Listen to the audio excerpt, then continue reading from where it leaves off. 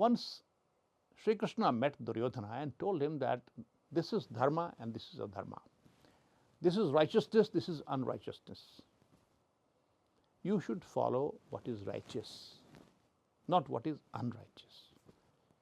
And at that time, Duryodhana confessed, told Krishna that, look, Keshava, I know what is Dharma and what is Dharma, what is righteous, what is unrighteous. But somehow I am so constituted by nature that I always find being pulled towards what is unrighteous. It's my nature. What can I do? Tell me.